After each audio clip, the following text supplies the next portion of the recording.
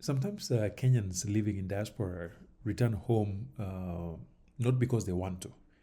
And I'm not even talking deportation. That's a whole different beast that I think I've covered in one of my previous videos. And some of these things happen in part because, as we always say, nothing in life really is guaranteed.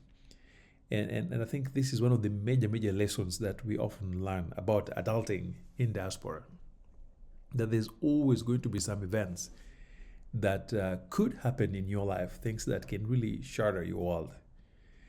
And when these things happen, one of the first things I notice is that they really take away your sense of security, which in many cases, or at least in some cases for diasporans, lead to what I call premature return. So, and I would say this, losing everything while in Kenya is one thing, but doing so in diaspora by yourself is a whole different beast. And that's just one of the many examples of how things can fall apart in ways that leads to premature return. So today, I just want to share with you some of the things that happen to us, things that often really alter who we are when we return. Because as I've mentioned in the past, many of us return through multiple pathways. Others return voluntarily, others return against their wishes. And this may have nothing to do with deportation at all. Now, I'm not doing this to scare you or anyone. I just want you to get a sense of some of the things that really shape the way we operate when we come back home, and ways in which we get back home that have nothing to do with the choices that we make, at least voluntarily. But before I do that, good morning, friends. As you can tell, today we are not filming from Karateng. We are filming from Uyugis, which is my birthplace. And both of these places are in Western Kenya. And this morning I decided to return to my old primary school, Agorosari Primary School. And I spent about 8 years of my life in this school back in the 80s and 90s. And I'm back now almost 30 years later. And the place looks so different. I mean, at the time that I left, half of the school was mostly mud houses, especially the lower classes. And the other permanent buildings, all the floors were basically dirt. And I remember us coming to school being told to bring water, to bring cow dung, to smear the classes and fix the walls and things like that. It was fantastic, but things have really changed. But at the same time, some things have remained same in ways that I really enjoy. For example, this blue and white uniform is something that we used to dress exactly like you see with these kids, except that at the time, 98% of the kids never had shoes. Unlike now, I see all the kids have shoes. At the time we were in school, the overwhelming majority of kids never had shoes. And sadly enough, this group of kids that I found out here were asked to sit outside while other kids are doing exam because they didn't have money. It's just one of the sad realities that happen in some of these places. So I just came back to reconnect, to find out what's going on, because I'd like to be involved with places that really nurtured me like this. And so anyway, I'll talk about my school in another video. So today I just want to bring you back to some of the things that change, that bring us back home in ways that are not planned. So for those of you who have lived abroad for a while, you may remember back in 2007, 2008, during the financial meltdown, there was lots of things happening with the housing bubble bursting, bringing down nearly the world economy. And people were losing jobs every day. I mean, I can remember every single day there was announcements of just the numbers of companies closing, people being fired, and you talk about spouses. And I mean, it was really horrible. And you didn't know who was next. Homes being foreclosed on, lines at soup kitchens, people losing property, cars, and things like that. It was horrible. And it took a while for things to stabilize. And even at my current workplace, there was a time people took actually a 10% pay cut for a while. And all of this was based on what was going on economically. But besides the economy and all that, there are many things that happen to people in diaspora, things that are really unfortunate that can often lead to premature return.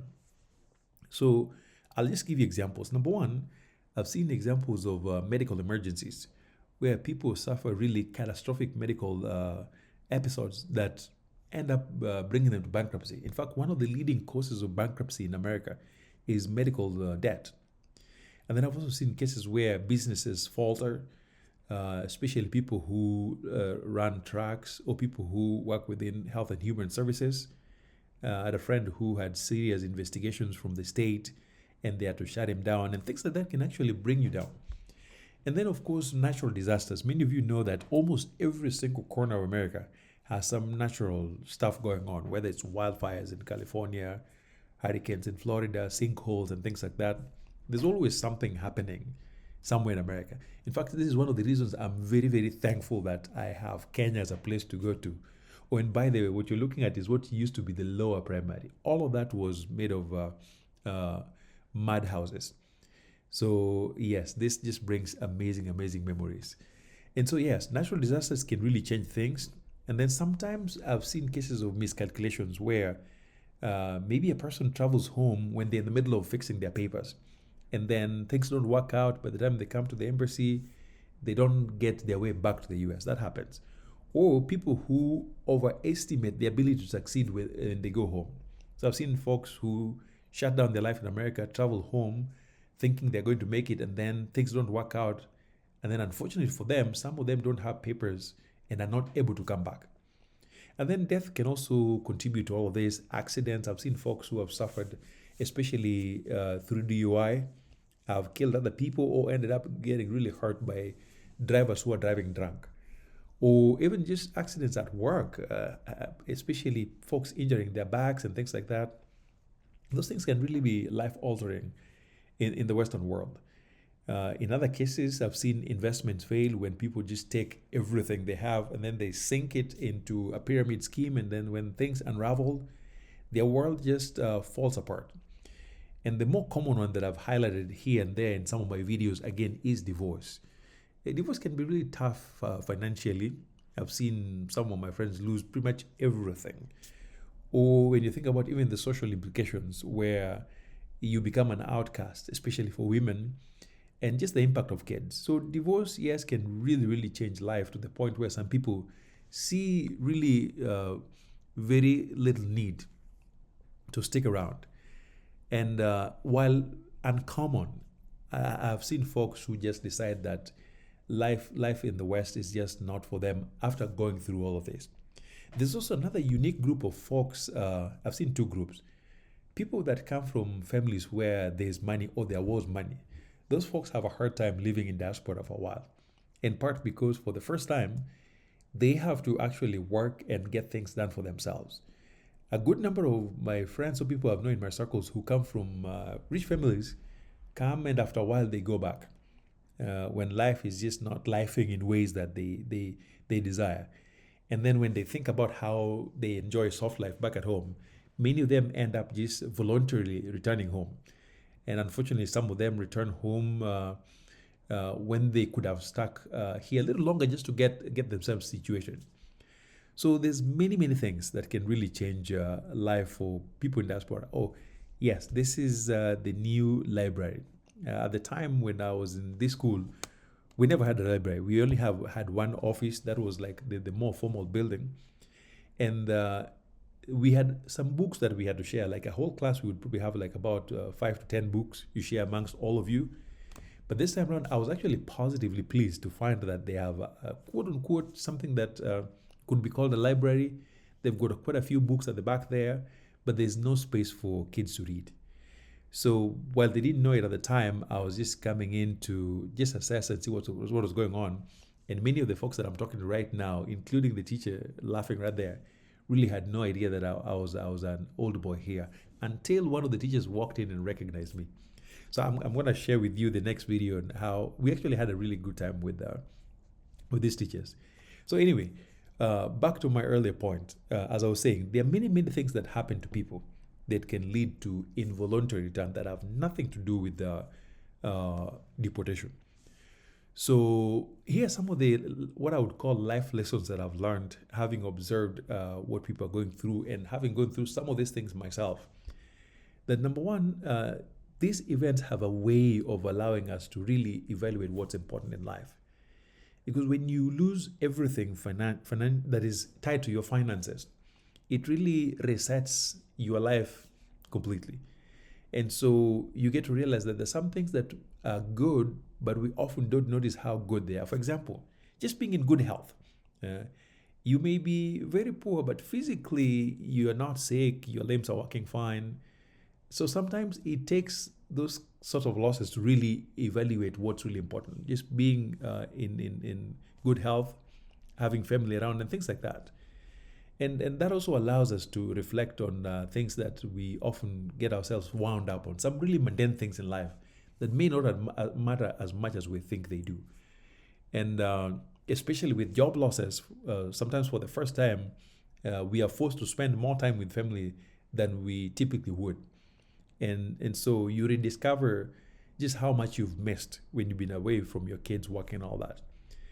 And for some people, these kinds of losses often lead to very tough decisions that includes the idea of selling a home. And that's not an easy thing.